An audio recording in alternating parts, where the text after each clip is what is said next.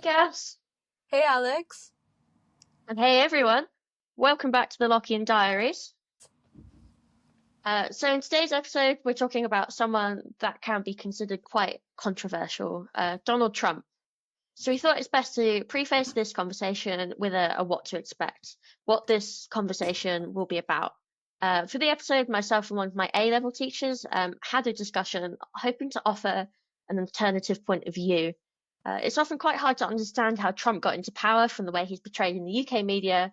We're seeing news stories of deportation, decreasing DEI, and what many would describe as discrimination. So the main question we tackled was, why is he popular, and who is it who's voting for him? I also just wanted to give Cass an opportunity to weigh in as they weren't present for the episode. Yeah, thank you, Alex. So my goal here is to provide other contextual details behind why Trump won, mixing in with some political philosophy. As classical liberalism was a predominant ideology in the 1800s, coined by Locke, we have now shifted into a period of American New Right, where there is a neoliberal economy combined with neoconservative ideas. This is highly prominent in free speech, where anything can be expressed, most notably outlined in the First Amendment of the U.S. Constitution. This was contested in the Citizens United v. FEC Supreme Court case in 2010, arguing that money can be used to express in campaigns and should be used endlessly. This led to Trump being able to utilize the funding to attract all demographics on key issues, which many believe Democrats could not fulfill. Thus, he won. Being able to have open conversations based on this kind of evidence is becoming more and more essential in the world that we live in. So enjoy the episode, and I hope you take this opportunity to listen to another point of view. With what we hope is the least bias we can get, having chosen a teacher to lead this episode, someone who is whose job teaching politics is to have that neutral point of view. But we urge people going forward to consume not just our media, but any media with evaluation and critical judgment. As going forward, this is the best way for us to gain accurate information and understanding of the world. And we're ready. Cool. Thanks. Hello. Hello. Do you want to introduce yourself on the camera? Okay. My name's Martin Goonan. I'm a teacher, A-level politics at school here in Suffolk. My degree's politics. My master's degree's got a funny title. It's Ethics, Politics and Public Policy. You're technically under the philosophy department, weren't you? Yeah, absolutely. So yeah, it's a bit of a funny one. That I guess it's more an admin error, more of an admin error. I think it's just more administration because they got so many politics departments at the University of Essex where I studied, so they put it under there. Plus the ethics side of things, so it made sense. Worked for Member of Parliament as an intern. Worked as an intern as a policy analyst for a county council. Worked for the MP again, so I worked for them in their constituency office. And then what did I do? I was a councillor for 8 years. 8 years. 8 years, 2 terms, twice. Nice. And now you have the pleasure of teaching me. Indeed, I do. Is it a pleasure? Yeah, it's been good. It's been good. Yeah. Yeah, so this is best job I've ever had. Really? Yeah. Do you prefer teaching at A-level politics than working in politics yourself? Yeah. When I said I've worked in politics, it's like interns, things like that. Yeah. But teaching it with you folks is amazing. It's a great. I really enjoy it. I'm not just saying that because you're in front of me, but it's a great job. It's a really good job. I'll kick you off if not.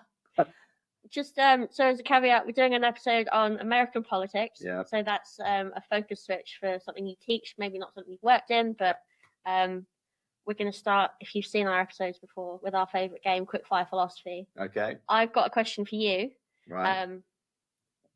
We caveat the game by saying we ask you a question, give you about 60 seconds to answer it. Okay. Most of the time, people take about 10 minutes. Oh, okay. Because philosophers like to talk. Yeah. Cool. The winner of Quickfire Philosophy so round was our last guest, Peter West, Okay. who I think managed to answer both questions within a minute. So No pressure, then. no pressure. But the question that I've got for you today is: do you believe that freedom of speech is a real thing? You must remember this. I remember asked this before. I think that I've read about this actually after we spoke, and a lot of particularly Americans, I guess we're going to go into that. A lot of Americans think we're born free. Remember, this is Lockean. Natural laws, natural liberties, natural rights, including freedom of speech. So if we're going to go back to the social contract theorists, this is definitely natural. It's real. I'm going to take the Lockean route on that one. The Lockean route. Yeah. I like that. Okay. I'd say that was a pretty good answer. Thank you. I like that. But just so sort of go into the conversation with it more, I'll ask a follow-up. Do you think, so we're saying we do believe in freedom of speech. Absolutely. Do you think freedom of speech can be limited? I think the only limits on free speech, particularly in the American concept, because they're, as we'll talk about later, I'm sure, the American belief in freedom of speech is absolute. And I don't mean that, I think that there are just very, very few caveats. You've got the idea that you can't incite. Yeah.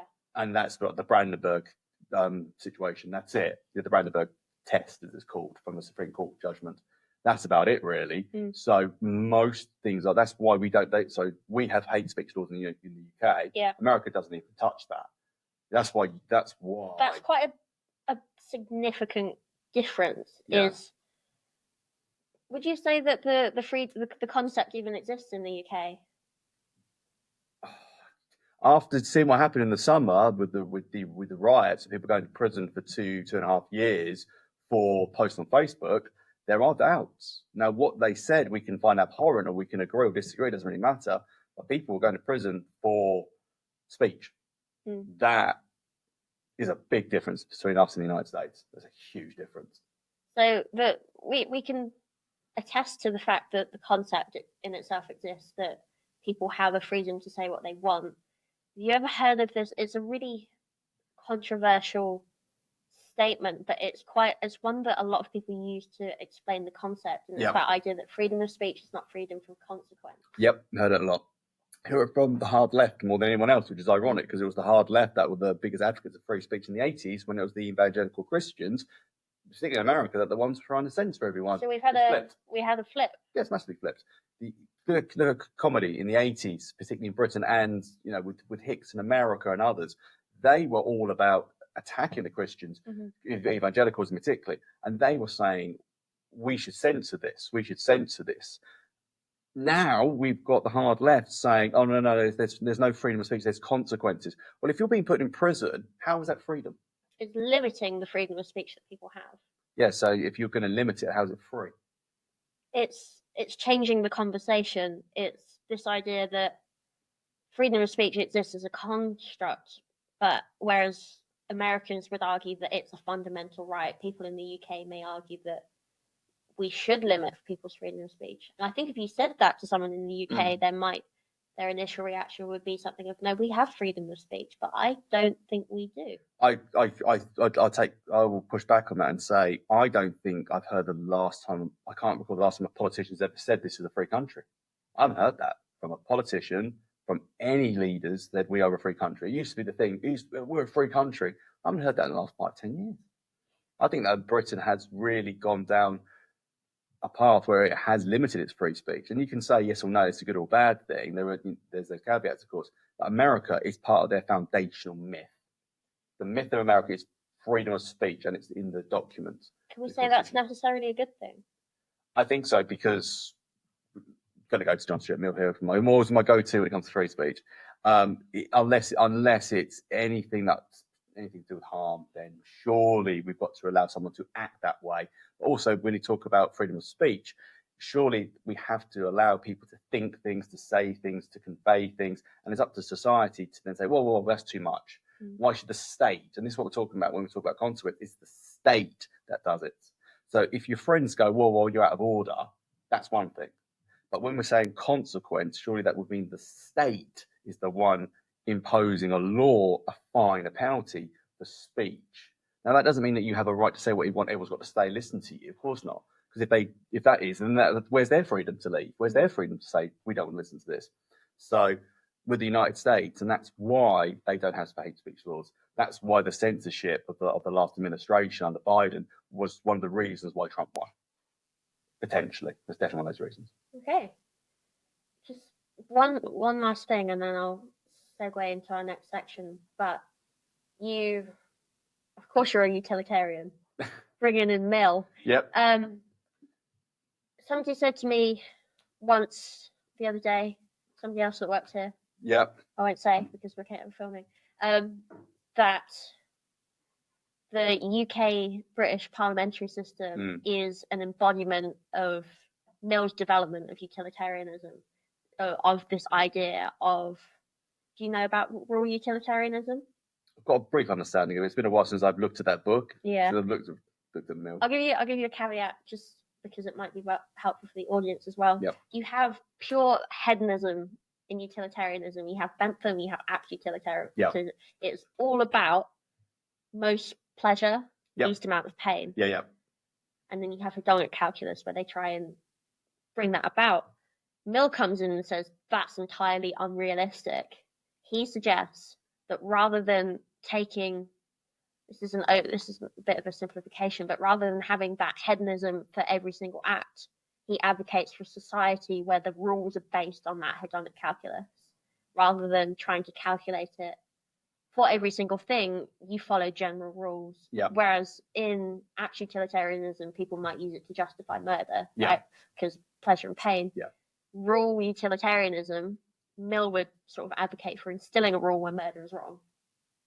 Can you see that happening in the UK and the US political systems? Do you think they have sort of an embodiment of Mill's principle? When you've got basically that's what Mill's harm principle really is. Mm-hmm. It comes down to you have the freedom to do so. Your fist can go here, but you're limited when the moment you get to someone's face. Yeah. That's the sort of the barrier. So you're free to do something until you impact negatively on somebody else. And of course, Mill was probably talking about physical harm more than anything else, I would imagine, back in the 19th century. But that's where America comes in, because they're not saying don't say this. They're saying do what you want, and then it almost comes afterwards. But in the UK, we're almost seeing this limitation happening before anything's really.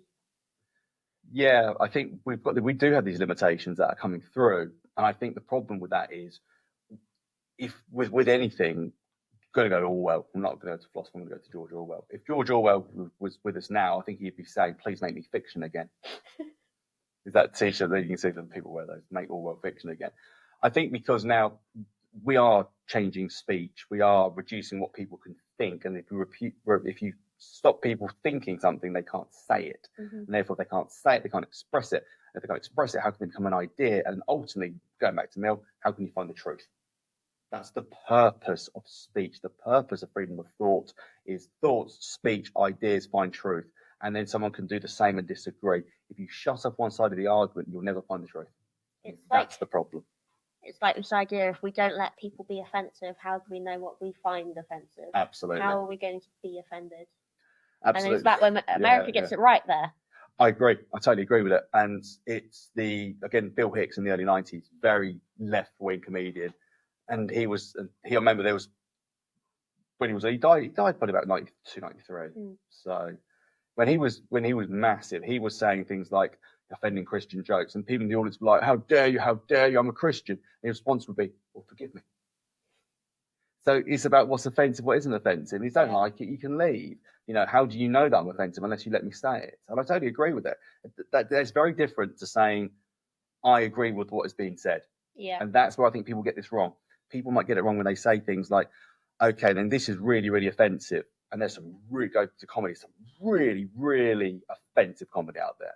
Really offensive. It would make Frankie Boyle's past look play school. He's gone more PG with his comedy recently. Yeah, he's definitely done that. But Jerry Sadowitz, for instance, his comedy is outrageous. Yeah. But if we're going to censor it, who decides? Yeah. Who decides censorship? An offence. Who decides offence? And then is it 1 in 10 people? So we can't do it. Is it 1 in 100? We can't do it. If it's 1 in a million, we can't do it. Where do you draw the line? Yeah. And surely that's society to decide. So if I say things that you find offensive, or the Jerry Sadowitz routines, and you don't like it, you're entitled to walk out the room. But should we stop the show from happening for people who want to be there? That's the thing. I think you could probably guess why I brought up this conversation in particular to start off the episode. I think freedom of speech is a massive conversation at the moment, given recent presidency changes and all these sorts of things. Yeah. So, before we get into all of that, I'm wondering if you can give sort of a quick overview of that US system and how it's different to the UK. So we have our UK parliamentary system. Yeah. I think one of the key things to distinguish is that idea that our government aren't the head of state. That is, as much as our king doesn't have much implications on politics anymore, I think it's still significant because there is a power dynamic that comes into play in America that we don't have in the UK. Yeah, we've got this. We do have those different systems, and just I think the best way to look at the British system is you talk about the head of state. We have the monarch here. It's ceremonial. Yeah. It's ceremonial. They just anything Parliament passes, the king just signs off. Yeah. It's not going to be say no to that. That would be a constitutional crisis. Not having this over 300 years. So the king is ceremonial. Yeah. Whereas the president is the head of state and the head of government. Our head of government is the prime minister. The American head of government is the president, and he's also the head of state. Yeah. So it has that dual role, which is different, very different to the US and the UK. And then in the UK, we have Houses of Commons. Yep. Which is the voted for system, and the Houses of Lords. I don't know if you want to expand on that slightly because it's not something I know a lot about. That's okay. So we have the bicameral chamber system, so two, like in the United States, but as you say, our lower chamber, the House of Commons, is elected. Yep. That's where the Prime Minister will also sit. Yes. That is conventions that the Prime Minister has to sit in the House of Commons since the 1960s. That's been a convention. House of Lords is the upper chamber, but it's unelected. Yep. Although they have a hereditary peers, they might be going. Yeah, there's been formed a what do you call it, like a petition that's gone through recently, or a movement that's gone through Parliament recently. They're talking about disbanding the House of Lords. Yeah, that comes up a lot, especially with left-wing governments. The Labour Party, when they get in power, this does come up. So Blair limited the powers of the House of Lords. It's very ceremonial, isn't it? It is, but they do have power scrutiny. So although they've got the ceremonial stuff, they do the scrutiny. So they can say, we don't like this. We think you should have changes for that. But ultimately, they can't block. They can delay, but they can't block.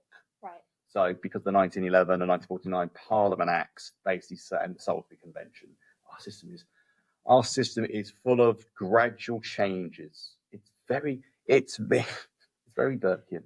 Right. It's gradual change. It's lovely and Burkean, organic, pragmatic. Yeah. That's our system. Okay. Differences in the US system then. What's that kind of that structure there? Because we have the president, who's the head of the state and the head of the government, and then you have elective officials. I think it's about 2 per state. Yeah. So the Americans, they have the two chambers as well as what we do in Britain. So they have the House of Representatives, which is the lower chamber. Yep. And there's 435 of those. It's done a proportion of the population. So the more people in the state, the more representatives you have. Yep. So California, Texas, Florida, they have the largest amount because they've got the most populous population. Then you've got the Senate, which is the upper chamber, which you have 2 representatives per state. And that wasn't elected until 1913. Right. So it was unelected. So it's very similar to the House of Lords. It was unelected. That's been probably quite a significant change for America then, to have much more liberty. Yes, and direct, having that sort of representative democracy in both chambers, because they didn't want to have that. They wanted there was a compromise. America is one compromise. Yeah. The Constitution, everything in that single document is a compromise between different factions. So somebody wanted more representative democracy and trusted the people, and they have all these different models that they want to have. So they had a compromise between an elected and unelected, things like that. The Constitution itself is basically a love letter to John Locke. Right. It is. That's the best way I've heard that. You're on the right podcast then. I saved that line deliberately. So it genuinely is, because it's constitutional government, minimal government. It's about natural rights, natural liberties, natural laws, all these things. It's John Locke. It really is. I know he died just under 100 years before the Constitution was written, but I can imagine he would have seen that and said, yeah, that's a lot what I want. Is this why Americans are obsessed with property?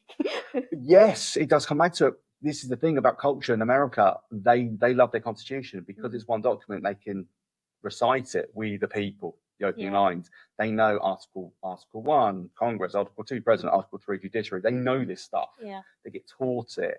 We don't have a single document because it's organic and it's in different places. It's treaties, it's conventions, it's common law. That's why they know their rights.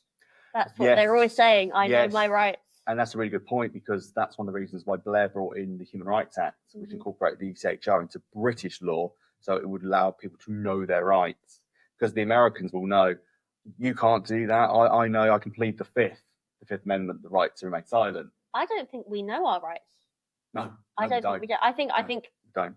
Introducing sort of fundamental human rights into our law, it is helpful. I think that is a helpful step, but I don't think people know their rights in the UK. No, you're right. I agree. And that's why I think law as a culture in America is probably larger than it is over here. I can see that. I think, yeah, I agree. We don't know the rights. When I talk about Human Rights Act or ECHR to my students, they won't know it. Whereas if I said, what are the 10 basic rights and the 10 First Amendments, the Bill of Rights, United States, they'd be able to reel them off. They do. Young people, especially the young people that I go to school with and the ones that you work with, they know American politics. Yeah.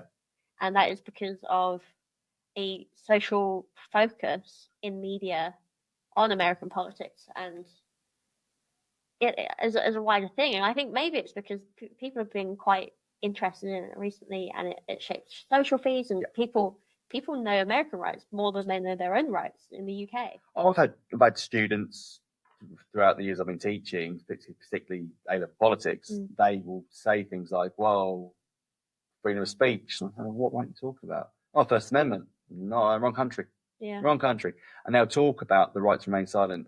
If you cannot afford an attorney, They talk about Miranda rights. And it's like, no, wrong one. Things like that. It's almost like American culture is reinforcing British culture.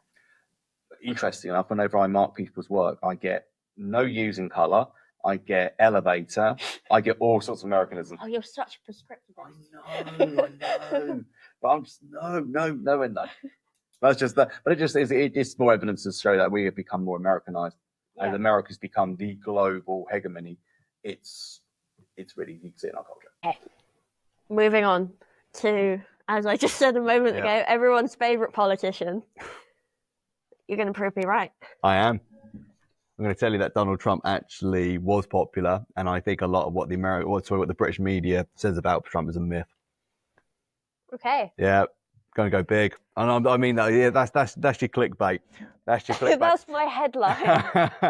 What I mean by that is, I think British people misunderstand why he won. Fundamentally, misunderstand it. Because I think what we have seen from British people and media is just utter disbelief. I know. And there's almost like from maybe majority left leaning media. Oh, yeah. You will see things come out of how did that even happen? It was there's a reason, right? Let's go with the media. I'll go straight into that one. The media. Why did they get this so wrong? And why did people like me get it right? Why did my student get every single state right? Why did he do that? He got more right than I did.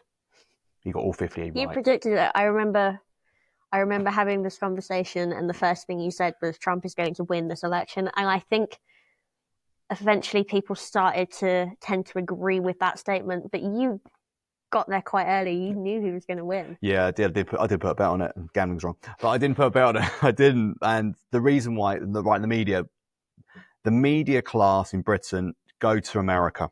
Where do they go? They go to Washington DC, obviously. They're going to go to New York. They're going to go to LA. Who do they hang around with when they're out there? They hang around with other journalists. They're all shift to the left. They're all on the left on the whole. So then they people like the New York Times are quite left leaning. Oh goodness me, yeah. Washington Post. We're saying by Bezos, so it's not as left as it was. We're saying by Jeff Bezos these days, but on the whole, the media like LA Times, definitely New York Times, New Yorker magazine, all of these things are on the left. The journalists are on the left. In Washington DC, most people who live there are on the left. They're not going to say they're all hard left, but they're not Trump supporters, that's for sure. So the media then comes back to Britain and they take this back with them. Now, have they been to Virginia? No. Have they been to Alabama? No. They've been to Missouri? No. Have they been to the Bellwethers? No. They've been to the Rust Belt? No. So who are they getting information from? The wrong people. They're still getting from Americans, yes, but not all. They're getting the coasts. They're getting the East Coast, the West Coast, and they're getting the blue states predominantly. So they're coming back and giving this idea of why can Trump win? Well, he can't, because all of the people I speak to say he can't win because he's terrible. He says naughty words. Let's go to those naughty words for a moment. Madison Square Garden was the rally that he went to about a week before the election. It was on the Monday before the election. Headline was, there was a comedian who told that joke about the island of garbage. He says it's called Puerto Rico. Right. Right, that joke. Okay, and that was the headline, was Trump comedian tells terrible joke. And they ran with that headline for days. What they didn't tell you, oh no, there's one before I continue. One thing about the Madison Square Garden rally that made it so significant in New York City was the headlines the next day were Trump holds rally at Madison Square Garden. So did the Nazi Party in 1936. There's an immediate bias comparison. Straight away. So you're linking those two things. We didn't call him a Nazi. Yeah, but you've just linked it. So you have a picture, what they had, some newspapers had a picture of Trump at the rally, and they had the American Nazi Party, which did hold a rally at Madison Square Garden in the 30s. Mm-hmm. It wasn't like a big party, but you're having a rally at Madison Square Garden and you're the Nazi Party. It's quite significant. So they put them together and they're framing it. However, those in attendance, how many Israeli flags were flying? Loads. So that's a bit funny for a far-right rally. There are all these Jewish home flags. Not obviously the 20% Arabs who live in Israel, but it is the Jewish home. The left is moving away from Israel.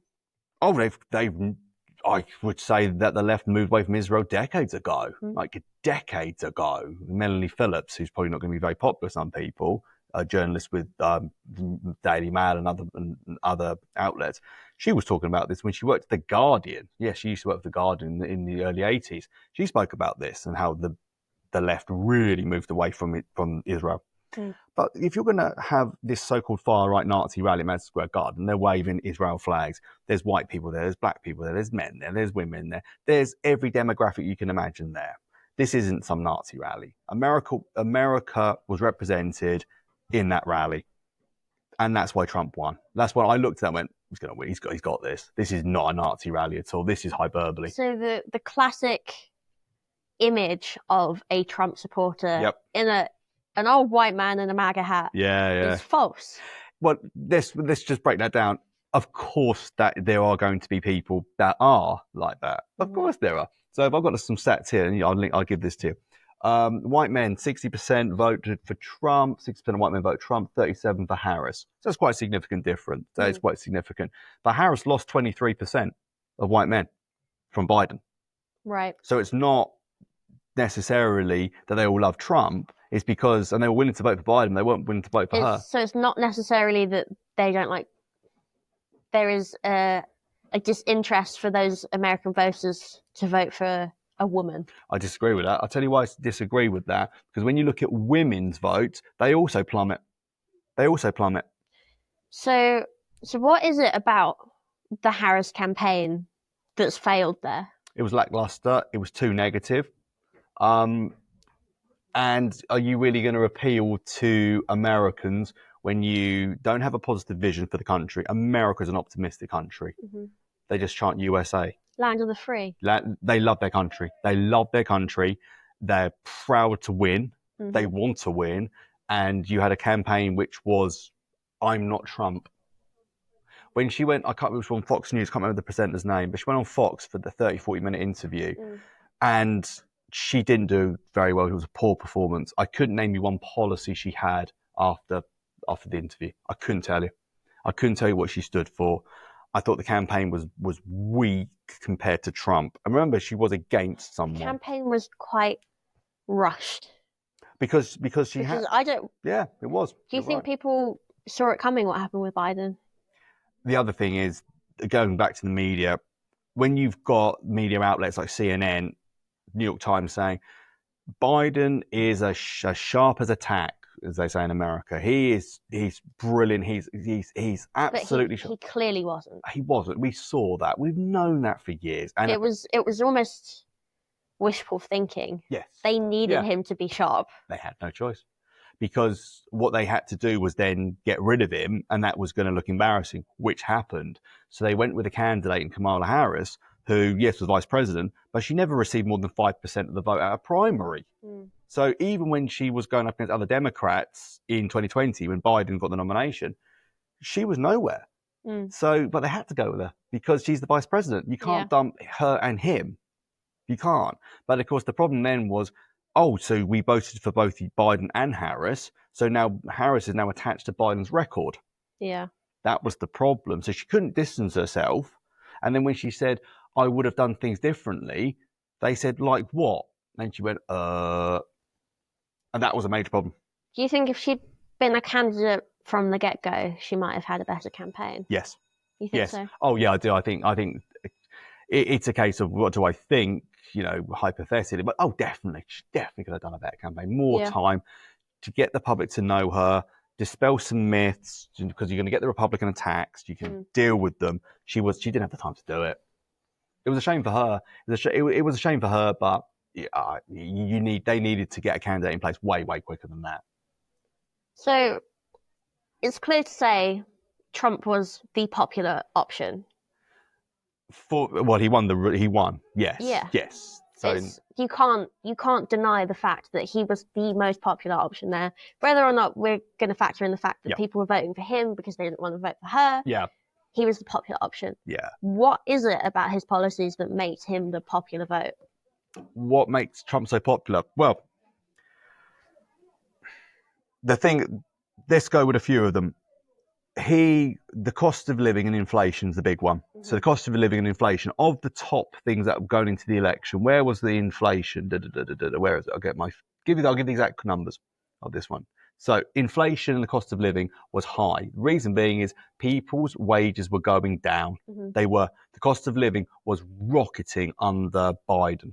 It was cost of living. What was it? It was 43% of people said that was in their top three concerns. Mm. And the next one was 31%, which is immigration and the border. Who does that favour? Trump. Mm-hmm. Inflation was terrible under Biden. It rocketed. It did go down. He did go down for a bit. He didn't have the crisis of living that we have in Britain because America had better policies, you could argue, tackling inflation. But the border, that was a huge deal. It was millions upon millions of illegal immigrants going to the southern border, and the Republicans framed her as the border czar because that was her title. She then said, but I wasn't the border czar. So they came up with all these videos saying, well, here's you calling yourself the border czar. So, there was an app that was introduced under the Biden administration in 2023 it gave people who were migrating or seeking asylum moving into the US the opportunity to directly book in with Border Force. Yep. They is often cited by the party as evidence of them mitigating that problem. Was that successful? Because that app, I think, on the first day of Trump's presidency was shut down. Yeah, Trump's president, you're absolutely right. He shut it down on day one. They basically just said, we have an open border and all but name. It's a de facto open border. As you know, if the border and immigration is one of the top issues for many, many Americans, and you have record immigration in, I think it was like 10 million illegal immigrants going to the United States. America is very happy with immigration. Now that might sound like, whoa, hang on, America's happy with immigration. Yes, it is. The Irish, the Italians, they've had for years going over there. Prominent in their culture, I think. I think even with the kind of opinions we see, especially with the youth culture across the UK and the US, is the embracing of difference is quite prominent. So you wouldn't think immigration would be such a problem that it is. But I think going back to what you said earlier was Americans are proud to be American. Yeah, they are. Is it a culture issue then? That's why you have hyphenated Irish American, Italian American, African American, all American. Now, people might say, well, I don't like that. I'd rather just be called an American, but it also acknowledges the history of the United States with the immigration. Mm-hmm. You think of Statue of Liberty, it would say, give me your hungry, give me your poor, whatever the exact wording is. So they've had that since they died. It is the melting pot. It's the American dream, all of these things about America. So they're pro-immigration, and they love immigrant success stories. The fact that a third-generation Irishman and John F. Kennedy become president is remarkable. Joe Biden was also like fifth, sixth generation Irish from the same county where my family's from, actually. So, and there's been Reagan was another one. There's loads of immigrant stories and people of immigrants that have come. What Americans don't like is breaking in illegally, taking jobs, not paying taxes, and jumping the queue. That's what they don't like. Is that happening? Well, 10 million people get in illegally, yes. Did the Biden administration, did any of their work help lower those figures? No, they made it worse. If you're against illegal immigration, then you've made it worse. If you're saying to people, come in through the border and then knock down some of Trump's wall, now the wall we can argue was a terrible policy or good policy, but they went against it. They're sending a signal that you can come in. And the reason why it was the reason what made it even funnier for Democrats is they say we're sanctuary cities. So they open up all these sanctuary cities all around America. And they were saying, yeah, we're going to take in all the immigrants. We love mass immigration. We love diversity. So you'll get the governors of Florida and Texas. I think it was Greg Abbott and Ron DeSantis. They were sending in busloads of immigrants to these sanctuary cities and go, go on, you have them, Democrats. Martha's Vineyard up in Massachusetts way got given a few hundred immigrants on one day. They called an emergency on day one. We can't handle this many. So how are these border towns got to deal with it then? And it really shone a light on illegal immigration. They can't deal with a few hundred or whatever the number was, but you expect border towns in Texas and Arizona, etc., to deal with it. And that's where the issue is. That's where exactly. So that's the problem is you cannot keep having mass immigration, because you can see if that's one of your top issues and you are the border czar, you have an app that basically says you can come in, we're going to just basically give you free housing, going to give you free this, free that, and people are saying we don't want this is the vote loser. Yeah. That isn't to say that there are merits to immigration and maybe we should have different rules for illegal immigration. That's a separate issue. But for an American presidential candidate, this is a vote loser. Absolutely. She got absolutely hammered for it. Yeah. And the other thing about illegal immigration was what happened is fentanyl was going across the border. So you were having children who might be taking medications or even illegal drugs, but it was being laced with fentanyl because it was coming in through the border. And so it was affecting middle class families in New York. It was affecting people in Montana. They're nowhere near the border. So now they're starting to think it's a big issue because you can kind of control and say Texas will be annoyed by it and Arizona and Southern California because they're the border areas. But when it's affecting your whole country and they're noticing, there's a problem. One of the main reasons then Trump is popular, immigration. The other is money. Inflation, things like that. Yeah, the economy. The economy did well under Trump on the whole before COVID. COVID was the thing that really changed it. Would you agree with the president that Trump almost runs the country like a businessman? Yes, I can see that straight away. Yeah, good observation. I think, he does. And that's where Doge comes in. Okay, that is a controversial idea. It is, 100%. Absolutely. There's no getting away from the fact that Trump is a controversial figure. Yeah. And there is reasons for it. And I think that is why the left people frame him almost like a villain. I know. Yeah, I can see it.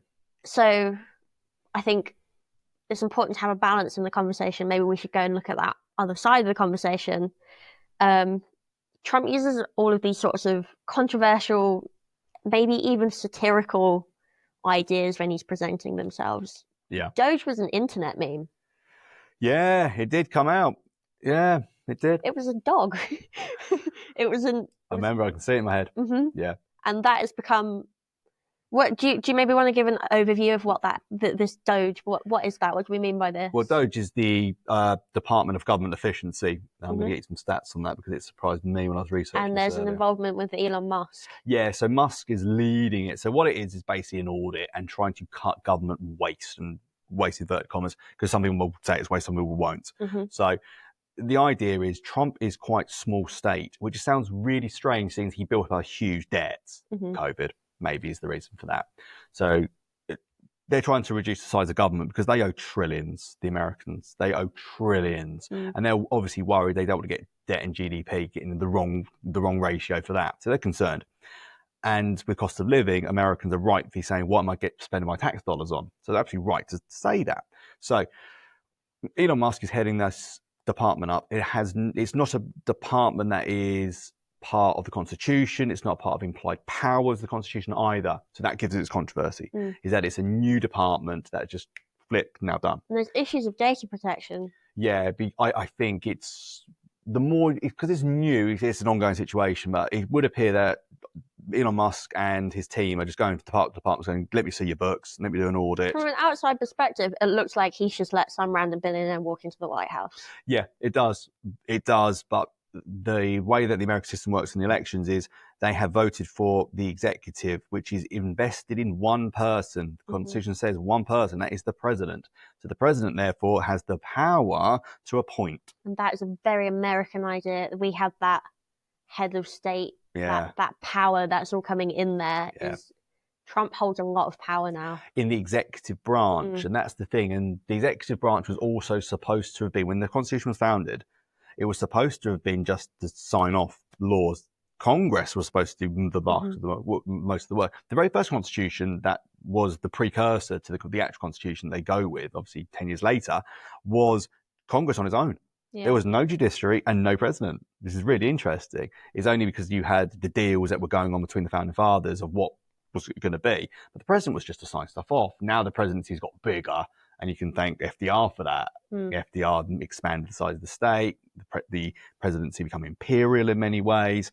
And so now Trump's pushing presidential power to its limit. And now it's going to go to the Supreme Court, some of this stuff, without question. It's going to. I would be stunned if some of this doesn't get to the Supreme Court and decides if it's constitutional or not. Do you think the specific naming of that new audit, is it in any way an attempt to appeal to a youth audience? Do you know what? I thought that was going to be your question. I think you're spot on. Yeah, I think it's the internet come to life. It's the internet come to life. We're seeing a similar thing with TikTok. Yeah. Have you seen the way that Trump is addressing TikTok? He's the savior or something. Yeah, he's the savior of TikTok. I thought he was trying to ban it. No, it was Biden.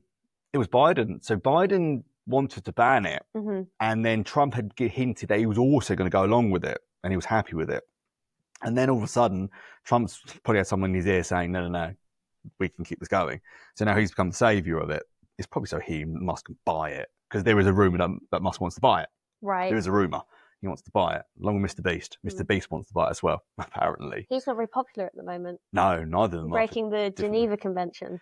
Yeah, there's a few things going on. Yeah. There's a few things going on. You say breaking the Geneva Convention. What's that? I haven't heard that. I've heard other controversies. There was, his whole thing is making people doing extreme things for money. Ah, of course. There was an episode that they did where I will have to check this, and I will caveat it if I need to. I believe he made people stay awake for more than 24 hours and they wouldn't shut off the lights. Oh, I've heard something. Yeah, something like that. Yeah, and it breaks the Geneva Convention. But they were consenting. I know, but how much can you consent to? Can you consent to slavery? How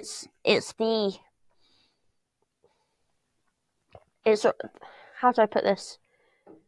It's the incentive that is controlling. It's the controlling factor there. Yeah, the money. So how much consent has gone into that? Exactly. Yeah, exactly. That's why I always think putting consent as the number one principle is going to be a downfall. That's why having consent as your number one is and that's a different topic. But I think having consent as number one is always an issue, because you can have so many things which can be I consented or someone else consented like that, and say, well, what did they really? And what's more important? Yeah. So I think that's an interesting topic. We're seeing a lot of these kind of figures getting involved in politics. They've got money, they've got influence, and I think we're in a new media age. Do you think social media is going to be the forefront of the way people run their campaigns going forward? Trump's already done it. They tried to do it with Harris. Did you see I think it was Charlie XCX? Oh, I did. Yeah. Brat. Yeah, the Brat Summer, Brat Girls. What, the Brat Summer? Brat Summer. That's it. Exactly. That went over my head because I wasn't following it, probably because I'm in the wrong demographic, because I'm over the age of 25. So it probably was one of the reasons. Well, thank you. So that's probably one of the reasons it went over me. But we are seeing the social media thing. That worked to an extent, but the big one was Joe Rogan. Yeah. Trump goes to Joe Rogan, 3-hour podcast. Bang, 100 million views. Do you think we'll start having an influence? 100%. Kemi, here you go. Here's an exclusive for you. Kemi Badenoch recorded on the Trigonometry podcast after PMQs on Wednesday. Now, if she's the leader of the Conservative Party and she's willing to go on a 1 hour long interview podcast, as well as ITV News and all the other traditional media, it's a game changer. That's a big move. If she's thinking that she can come across well, because Farage has been doing this for years. Nigel Farage is always on these podcasts. Yeah. Loads of them. He's been on Trigonometry like 3 times. Nigel Farage made himself a meme. Yeah. Have you seen the videos that came out of him? There's so many I can't keep up. Yeah. Because people were paying him to say stupid phrases. The cameos. Yeah. Yeah, when he says, what was it, to Jerry and the lads up the Ra? And you're thinking, okay, you're supposed to be this, what is basically an English nationalist party. He kept saying Big Chungus. Oh, yeah. Yeah, it's like you'd pay him 40 quid or whatever, and he'd say what you like. That's not that much. I know. Considering. It wasn't 40 quid. I think it weren't much more than that anyway. But they're not long videos, but that's dangerous. I know. They were getting him to say all sorts of things. Yeah, I've seen them. It's hilarious. Is that unethical? Is the cameo still really going? That's interesting. I think, yeah. Yeah, I think there are some people that will do anything for money, but surely you should read that and you can say yes or no to that. You can say yes or no. If you're Nigel Farage and you have a £2.5 million townhouse in London and still say that you're short of money, that was quite a few years ago he said that now, to be fair. He's probably made a lot more money since. But you don't need 40, 50 quid to say, I love the IRA, basically. You know, they were tricking him in saying that. That's what the up the Ra meant. And I was like, how did you not know that? He went on Irish television. He was talking about Brexit. Oh, no. And, of course, the Irish presenter said, well, this is you. He showed the cameo. He said, how dare you come over here and speak about the situation in history in Ireland? You know nothing. It happened with a YouTuber. Do you know PewDiePie? Oh, yeah. There was a video that came out. This is off topic, but it's funny. There was a video that came out a little while. It was one of the things that sort of made him quite popular, where he paid someone on the platform Fiverr, where you can pay $5 to get people to do something. Oh, I've heard of it. Yeah, yeah. And he paid 2 people that didn't have a great understanding of English, and got them to hold up a sign that said "Kill all Jews." Oh my goodness! And now we're seeing politicians falling for the same stupid jokes. Yeah. That's dangerous. Yeah, it is actually. I would imagine that they are going to have a lot of young staff. In America in particular, they're all like young interns anyway, because they're naturally not going to work for money. It's experience internships.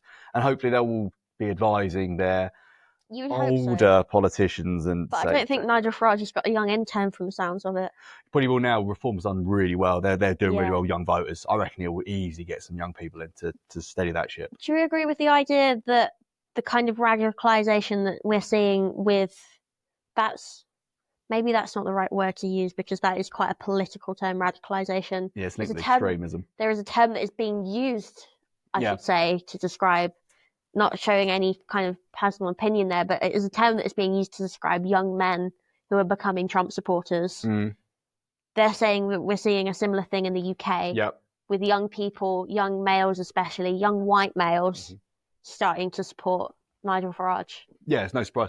The gender gap in American politics is there. Not as extreme as I think people were going into the election were saying it was going to be. It wasn't that wide, should I say. But there is more males are voting right, women tend to vote left. And that's got wider. It's got wider on the whole.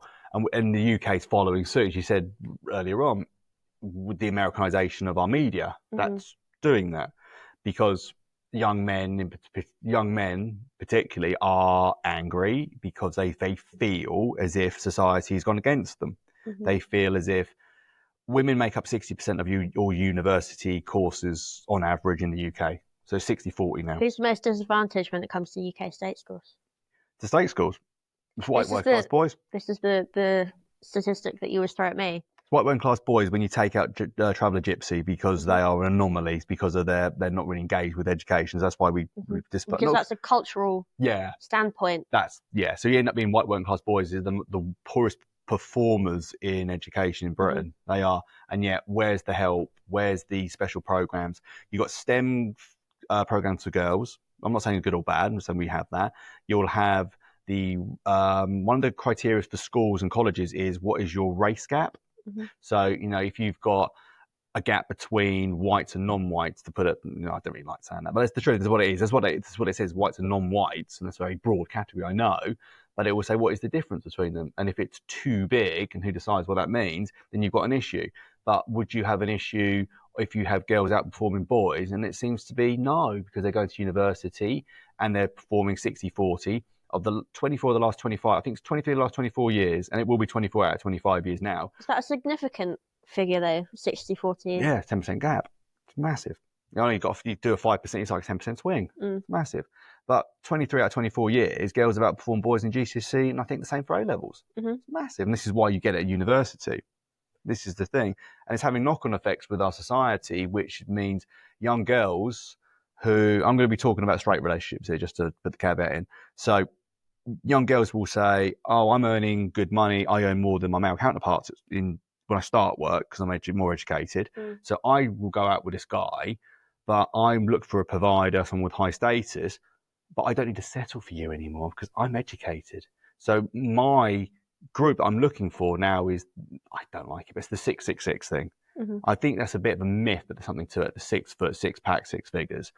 But women now can go for that because they've got their own money, they've got their own status, they've got their own education. They don't need to get anybody beneath that. And of course, there's fewer and fewer of those men available, which is causing conflict. So men are now saying, I'd like a girlfriend, please. It's like, no, you can't. And that's leading to this issue. Affirmative action. Yeah. In the US, it's been banned. Yeah, he got banned by the Supreme Court to 2022, I think it was. Can we advocate for the positive effect of affirmative action? Is it a positive? Can we, even if not even bringing any personal opinion into it, can you see if there is a positive side to that? There's a positive side in terms of if you want to have people's barriers removed, yes. If there is a barrier to it, you can see that there is a positive to that. And you want to, if from a business point of view, from a government point of view, societal point of view, you want to have the most capable person doing the job that's suitable for them. So in other words, remove the barrier. It only helps everybody. Yeah. That's the argument, you can say on a neutral sense. So yeah, of course you would want that. You'd want to have a society in which anybody can succeed and not have the barriers to prevent them from succeeding. So why are we banning it? Because you talk about the United States. The United States got rid of it. And we're seeing it slightly, the idea is coming over to the UK. Yeah, we don't have affirmative action as such. Although it's not a big thing in our system. No, we do something. We have a different name for it. So we'll have a different name. We're like positive action, something like that. But it's not an official, not as. We have lower entry requirements for higher education. I think that's but they're based on postcode. Things like that, yeah, that's because of our class system. Maybe it's because of our class-based we have a different class system to the way that it works in the States. The American only class. That's why Donald Trump's a billionaire, but he sounds like he's this guy from a normal street. Yeah. Sounds like a New Yorker, because he is. Yeah. They don't do class. J.K. Rees-Mogg is class. Yeah. The former Conservative MP. Oh, sorry, Sir now. He's got a title. Of course. Yeah, of course. Exactly. And the fact that he, of course, means that we know that he was likely to get that. I think his dad was a lord. I'm pretty sure his dad was a lord. So we have that class. America doesn't do it. That's nowhere near as much as us. Affirmative action, this is the thing about it. Affirmative action and its cousin, DEI, as they say in America, diversity, equity and inclusion. Not the same thing. They are different. That's a massive thing in Trump's campaign as well. Yeah, he did an executive order which just got rid of DEI in the federal government. Yeah. So we don't do that anymore. The end. Simple as that. It's now gone, so gone, really gone. So that's what Trump's done. So the reason why the Supreme Court got rid of affirmative action in universities is because they basically said this goes against meritocracy and the American dream of individualism. Going back to Locke, this is individualism. America doesn't do group. It doesn't do collectivism. It's not socialist. It does individuals. And because it was actually Asians, and by Asian we mean Japan, Korea, that part of the world for Americans. So in Britain, we say Southeast Asia. We will say things like Pakistani, Indian, Bangladesh. That's what we say Asian. But in America, they mean Japan, Taiwan, Korea, etc. They were doing really well at universities and they were being rejected because they weren't black or Hispanic. That was what it came down to. And they won their court case. Because it wasn't about white people, although they were there. It was Asian people getting there as well. There's an oversubscription of Asian American people in US universities. That's the thing, as per the population. If you're going to start racializing things and say, oh, sorry, we've got too many of your kind. Now, can you imagine if we were in 1960s Alabama and the governor said, we've got too many of your kind? Is there a way where we can retain the benefits of... There's no getting past the fact that people face barriers. Affirmative action gives that equal playing field. It takes away people's opportunities. If you're that Asian and you've been rejected from Harvard because of the colour of your skin and your race, you've been discriminated against. Is That's there the a barrier for way? you. And it's right, there is a barrier there, and that's why it was wrong. Yeah. Is there a way we can have any sort of system that removes that negative side while retaining those benefits? I'm going to take the Morgan Freeman answer here. Stop talking about race. Easier said than done, I'm well aware. Yeah. But the more that we talk about it and the more we keep classifying people on different groups, and this is why Hillary Clinton's campaign lost in 2016. So she did lose, but she won the popular vote. And the reason why Kamala Harris didn't do as well, if you keep putting people into boxes and say women, black, male, white, whatever it might be, then that's what people see you as. And I think you said about men becoming radicalized. I know that's a pejorative term; it's quite loaded, but I know what you mean. Becoming more radical. Yes. Coming is what we could say. It's because I'll give you an example. In the UK, Stormzy, the artist, he gave a bursary to Cambridge University because he's done really well. He's got a lot of money. Good on you. He gave lots of money for black students for a bursary. And the university took the money and celebrated it, and they advertised it. The BBC promoted it. At the same time, there was a white entrepreneur, a working class white guy, and he was in his 80s or 90s, and he had loads of money, like million or billionaire. And he wanted to do it for white working class kids. Cambridge University rejected it. They said, no, it's racist. We don't do that. We don't do things on race. Well, that's a bit funny because you do it for Stormzy, but you don't do it for white working class lads. And this is the unequalness that people have seen and said, this is not fair. This isn't right. Because if you believe that you're taking away these barriers, the worst performing group is white working class boys. Surely you should be doing anything to promote them. But we don't see white working class boys as being an issue or a victim group or a group that's suffering from any sort of inequality or barriers because one, they're male, and two, they're white. And because we have traditionally seen them as being on top, but they're not. And I think that's a myth to say that they're on top, because you go to any council estate with white working class people in Middlesbrough, you go to any, like Hartlepool, anywhere there, and tell them that they've got privilege. See how long you last. Yeah. And that's the problem. But you want to, so it's creating equality of opportunity. Because if we start looking at opportunity of outcome, welcome to the Soviet Union. Because that's outcome. We've got time for one more conversation. Cool. There's one more thing that I think we should bring in here. We're a philosophy podcast. We do politics. We do theology. Yep. Trump and religion. Do you think that Trump's campaign has been using Christianity for this political power? No more so than Reagan did. No more so than George W. Bush did. No more than any other Republicans done. It was Reagan who started this. Reagan got the evangelicals in the 80s when he took on Carter, and because the churches in America, the Christian churches, were very neutral. They didn't, and then they started to see what they would deem as the permissive attitudes, so for abortion, homosexuality, all these things. And then the churches started to see, more hardline churches said, no, we need to vote. And Reagan adopted this. Reagan mobilized them very well back in the 80s. And so Republicans have always done this ever since. What made Trump quite fun on this one is he's been divorced multiple times. He's had affairs. He's known for not being an angel with partners. And yet people portray him as Jesus. I find that to be.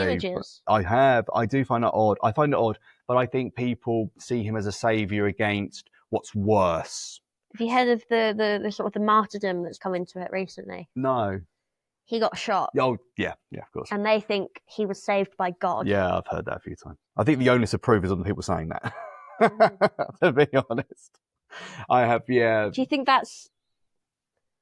there was a thing that came out that the minute there was an attempt of assassination, a lot of people said Trump has now run this. That was one of my things I said at the moment. I remember I was out with my mates, and we were on the train on the Saturday night and we were coming back. I was in the States at the time. Oh, do you of course. remember? Yeah, This you were, is weren't you? when I was at the UN. Yeah, of course you were. And everyone freaked out. Yeah. Because this was a group of young people from all over the world.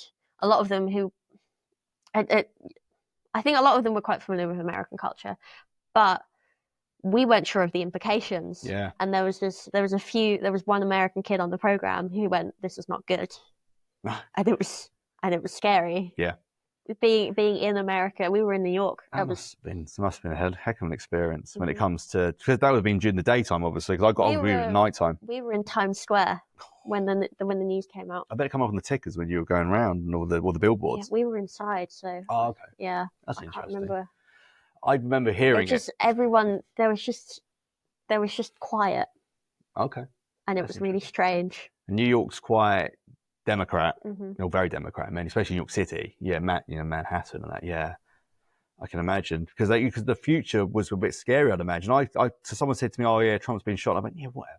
That's going to be some fake news nonsense. I'm not interested." And then I checked my phone because I didn't believe it. Went, "Oh, he has."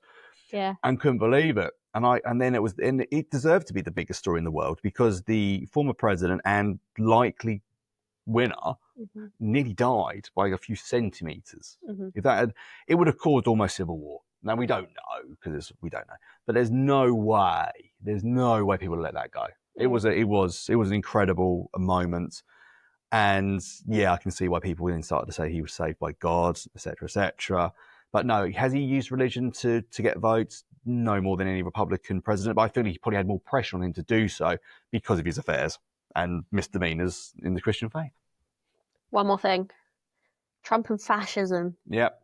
We had Elon Musk, who did a very controversial salute. Any opinions? He was clearly saying, "I'll give you my heart." I think You agree with that? I do actually, because how many times have I seen Obama do it? How many times have I seen Hillary Clinton do a Roman salute, to put it politely? I've seen so many people do this. If you freeze frame them and all that, I know it's not the same as a freeze frame. It's actually an actually motion picture, so to speak. But no, I don't think he's a Nazi. I don't think he's a fascist at all. I think he's very, very rich. He's the richest man in the world and one of ever to have lived, taking inflation into account. Do I think that they're fascists? No, but I think that they love power. What about the following? The people that are now repeating what happened to make some sort of point. There was somebody who worked in a branch of the US government that copied it and then resigned. And there was someone who worked in the clergy as well. It was a priest who copied it, and I believe was asked to resign. Yeah, I'd have to check that. It may not be prevalent with the leaders themselves, but is it prevalent as an idea in the population? What, fascism? No, absolutely not.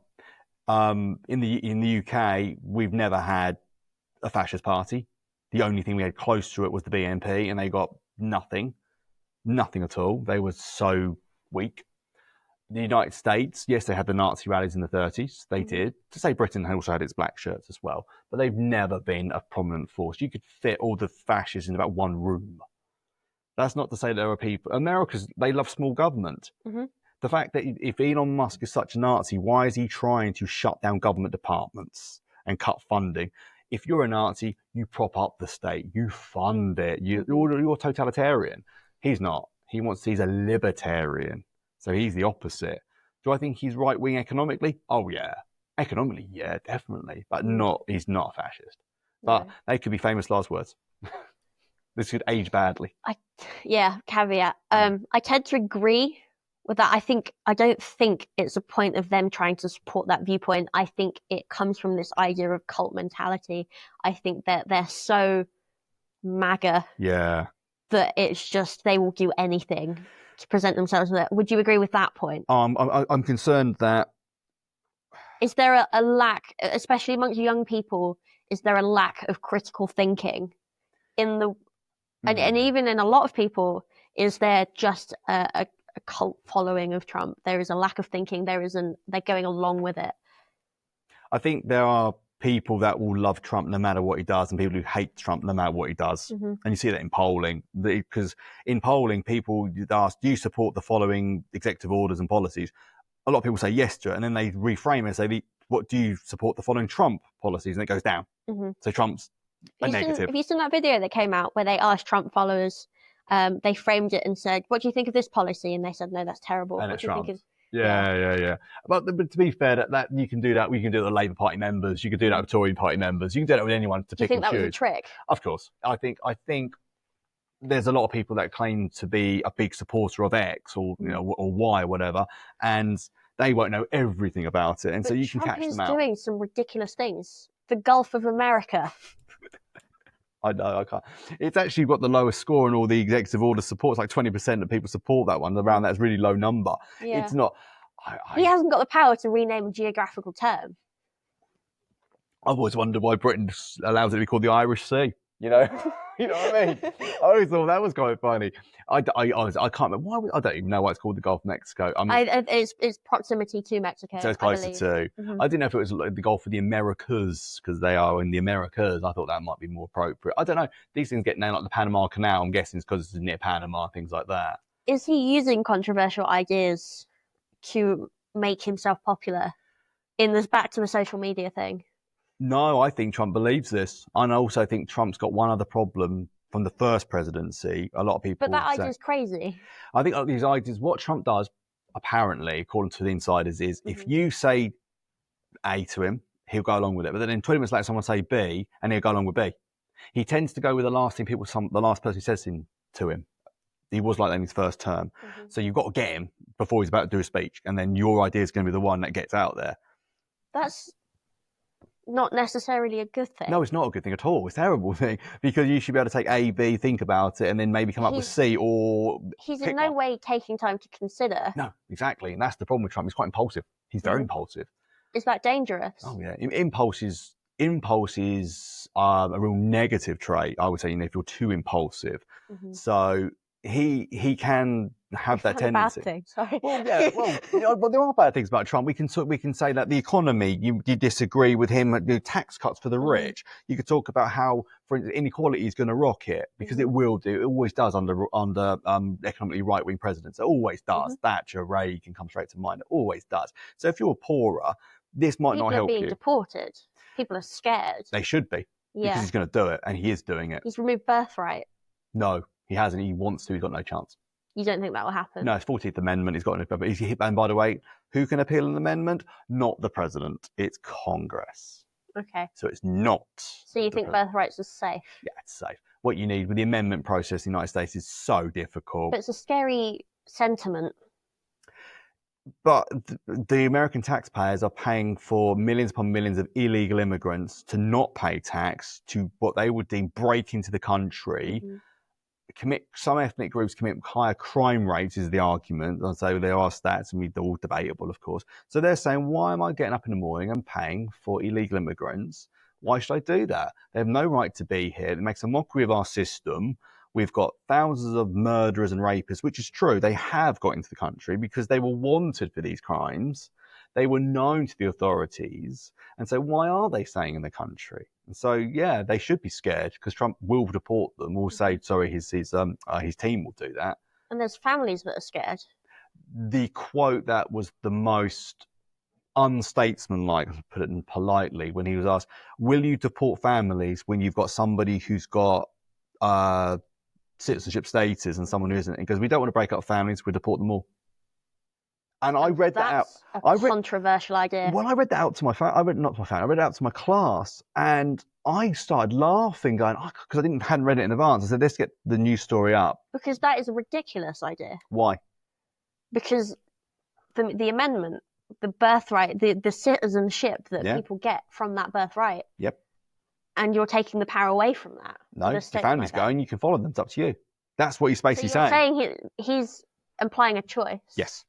That's what he's saying. I'm not saying I agree or disagree with it. I'm saying it from what he's saying and listening to Homan, the Secretary of State. But it goes back to that idea of consent. Well, again, what's the law? The law is saying you are allowed to stay here because you're a citizen. You are not. You therefore are out. But that's my mum. So what? You can go with him or you can. That's it. But that's your choice. Just as we said earlier, they could technically consent to stay in the country, would they? But again, the thing about it is, why should the American people put up with mass illegal immigration? Where is the disincentive for more people to keep going through that border? That's the other thing. And I think Americans are tired of mass immigration, not legal, because they don't mind that at all. Hard work, visas, all the rest of it. But they are tired of illegal immigration. It's one of the top issues. They're sick of it. And that's one of the reasons that Harris lost. He has a mandate for change. I think that nobody really can disagree with wanting to deport illegals that are criminals and committed serious crimes, except the Democrats voted against that a few weeks ago in the House. Okay. Which is, you don't want to deport sex offenders and murderers. Okay, you want to win the next election and you don't want to deport sex offenders and murderers.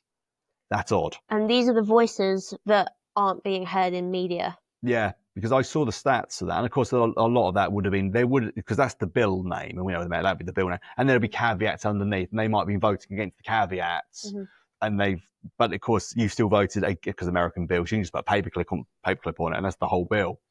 There's a good Simpsons clip on that. You literally just put a paperclip on the back of it, and that's the whole bill in one go.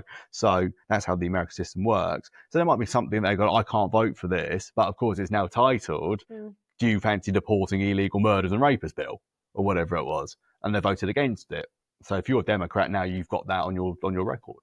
So that's the problem, is Americans want to see a fair immigration system, and I think if you got 10 million or so came in under the Biden administration, I think people have said that's too many, and that's why the signs at the rallies were mass deportations now, and we're seeing it across Europe.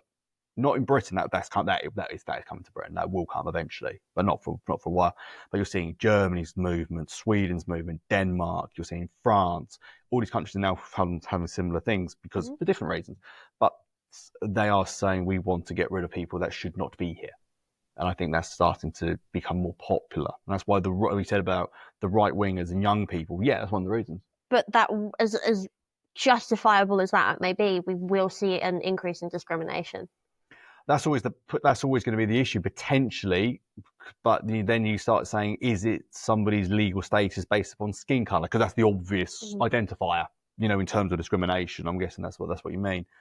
But of course, then you'd have, say, for instance, somebody who's a white Polish person, talking about the British sense. We've got a lot of Polish people who've come over here for the last few decades who might be seen as English. And then you've got somebody who might have been born here who has brown skin, and they're told to F off home. So yes, that would be a horrible identifier. And it goes back to what you said earlier about Morgan Freeman. Yeah, exactly. But this is the thing. Absolutely want to stop talking about race. However, when you're talking about deportations, I think the Americans would be happy to deport some Irish guy who's white, who's from Dublin or from Roscommon, who's decided, I broke into your country. They'd be like, get out, because you're illegal. I think they're happy with that. I think that's where they've got to. And I think that is where the controversy is. I think that is where the issue and the debate is coming from in America. And I don't think it's going to be solved anytime soon. Oh no, why? Not at all. I think Trump's got a mandate for change. He does. He's got a mandate. He didn't hide this policy. He didn't just slip this in. He said, that's what we're doing. At the rallies, I said, they got signs in the background saying mass deportation. That's why they call them rallies. Yeah. They're rallying people. Yeah, it's really interesting. It's very different to what we do in Britain. We don't do that because you don't vote for a candidate. You don't vote for like one person to run the country. We vote for the party candidates who then MPs, and then whoever has the largest number then forms the government. So it's a different thing. I couldn't imagine Keir Starmer doing a rally. Can you imagine? Or Kemi Badenoch. I can't imagine them doing that. I can imagine the Letters doing one. Poor Liz Truss. Liz Truss is doing my own podcast, actually. She's really, you try to get her on and see what happens. Why not? She's a good podcast. I'll drop her an email, see what happens. She's all right. Yeah. She's obviously, she would tell you that she didn't interview anyone. Well, good. She went for Lib Dems to basically solid right now. Yeah. She's a fascinating character. Interesting. Cheers. I think we should leave it there. Oh, thank you very much. Thanks for your time. No worries at all. Thank you very much. I'll see you in class.